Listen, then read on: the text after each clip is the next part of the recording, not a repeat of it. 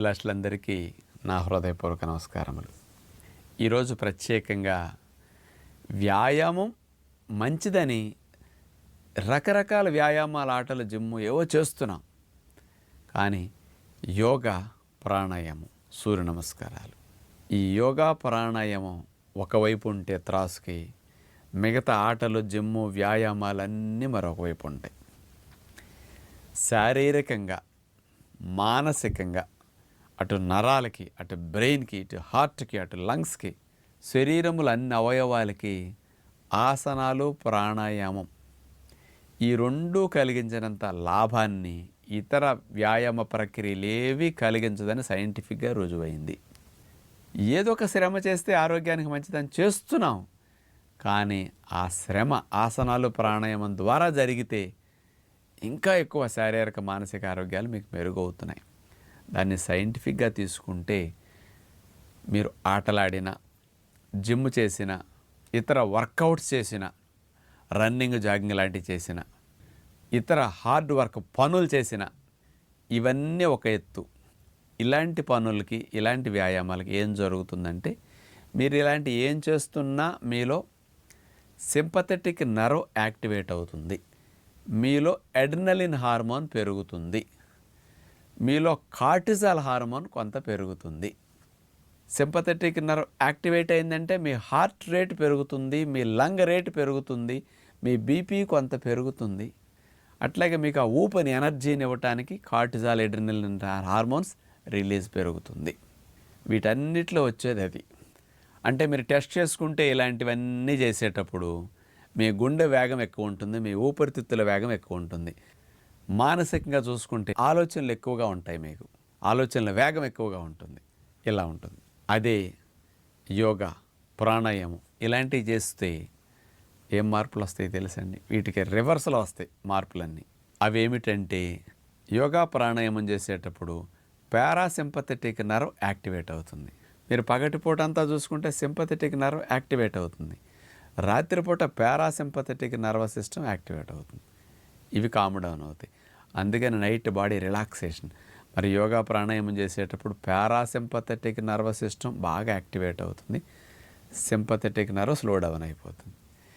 ఈ మార్పు కారణంగా మీకు హార్మోన్స్లో ముఖ్యంగా చూస్తే అడ్రినలిన్ తగ్గుతుంది, కార్టిజాల్ తగ్గుతుంది. యోగా, ప్రాణాయామం చేసేటప్పుడు మీకు శ్వాస ఎక్కువ తీసుకుంటారు. ఇతర వ్యాయామాల్లో శ్వాసన జోడించి గాలి ఎక్కువ తీసుకోండి, గాలి బాగా వదలండి అని ఎవరైనా జిమ్, ఆటలాడేటప్పుడు, ఏమైనా ఇంటెన్స్ వర్కౌట్ చేసేటప్పుడు ఎవరైనా చెప్తారు? అసలు ఆ పదమే వాడరు కదా. కానీ యోగాలో గాలి దీర్ఘంగా తీసుకోండి, బాగా పీల్చండి, ఇంకెక్కువసేపు పీల్చండి, ఇప్పుడు బాగా వదలండి అని ఈ టెక్నిక్తో జోడించేస్తారు. అందుకని ఎక్కువ ప్రాణవాయువు తీసుకుంటాం కాబట్టి లంగ్ రేట్ తక్కువ ఉంటుంది. యోగా, ప్రాణాయామం చేసేటప్పుడు నిమిషానికి 20-30 శ్వాసలు నడుస్తున్నాయి అనుకోండి, ఇప్పుడు 10-12 శ్వాసలకు వచ్చేస్తాయి. యోగా చేసేటప్పుడు మీకు శ్వాసల సంఖ్య తగ్గుతుంది, హార్ట్ రేట్ భలే తగ్గుతుంది. తక్కువ శ్రమతో ఎక్కువ పంపింగ్ హార్ట్లో జరుగుతుంది అనమాట. ఎందుకు? అడ్రినలిన్, కార్టిజాల్ ఇట్లాంటివి తగ్గినప్పుడు హార్ట్ రేట్ ఆటోమేటిక్గా తగ్గిపోతుంది. యోగా, ప్రాణాయామం చేసేటప్పుడు ఇలా చేసిన తర్వాత ఒకసారి చూసుకుంటే బీపీ బాగా రిలాక్స్డ్గా వెళ్ళిపోతుంది. ఆ మార్పులు వెంటనే వచ్చేస్తాయి. ఇంకా మానసికంగా తీసుకుంటేనండి, ఎక్సర్సైజులు, ఆటలు, ఇంటెన్స్ వర్కౌట్ చేసేటప్పుడు మనసుకి ఆలోచనల వేగం ఎక్కువ ఉంటుంది, అలజడిగా ఉంటుంది, కొంత స్పీడ్గా ఉంటుంది అంతే మీకు. కానీ అది యోగా, ప్రాణాయామం చేసేటప్పుడు అలలు లేని నది నిశ్చలంగా ఎట్లా ఉంటుందో మైండ్ కంట్రోల్గా ఉంటుంది. ఆ ఫోర్స్, ఊపు తగ్గి కామ్గా రిలాక్స్డ్గా బ్రెయిన్ ఉంటుంది. అంటే ఇట్లా ఉండటం వల్ల మానసిక స్థితి ఇట్లా ఉన్నప్పుడు మీరు ఏది చేసినా మీ కంట్రోల్లో మీ ఇంద్రియాలు, మీ కంట్రోల్లో మీ ఆలోచనలన్నీ ఉంటాయి.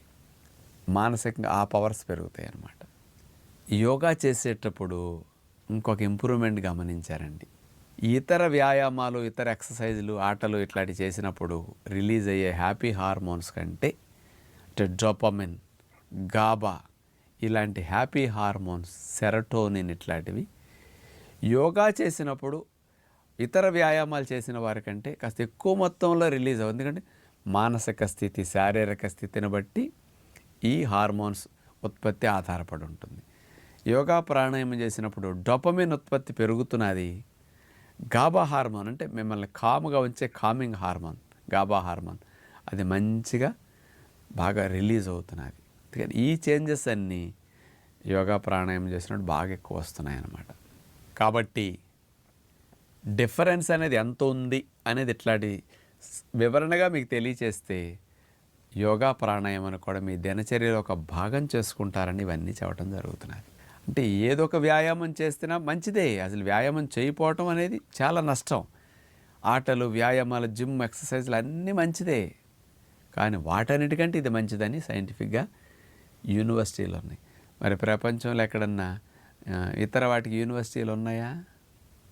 కానీ యోగాకి యూనివర్సిటీలు ప్రత్యేకంగా ఉన్నాయి.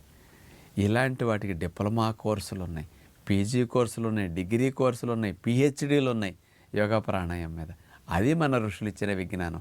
అందుకని యోగా చేస్తే ఆయుష్ పెరుగుతుంది, ఆనందం పెరుగుతుంది, అన్ని కంట్రోల్లో ఉంటాయనే ఋషులు ఎక్స్పీరియన్స్ ద్వారా తెలుసుకుని అందించిన విద్య అనమాట. అందుకే 150 ఏళ్ళు పైబడే ఋషులు బ్రతికారంటే యోగ విద్య వాళ్ళకు ఒక తోడుగా నిలిచింది. కాబట్టి అలాంటి యోగాసనాలు, ప్రాణాయామాలు ఇట్లాంటి వాటిని మీరు ఇతరవన్నీ చేస్తున్నప్పటికీ కనీసం వారములన్నా ఒక 3-4 రోజులన్నా యోగా ప్రాక్టీస్ మానకండి. కొంతమంది ఆటలాడతారు, అలా నాకు యోగా అక్కర్లేదని వదిలేస్తారు. కొంతమంది జిమ్ చేస్తారు, అస్సలు యోగా జోలికి వెళ్ళరు.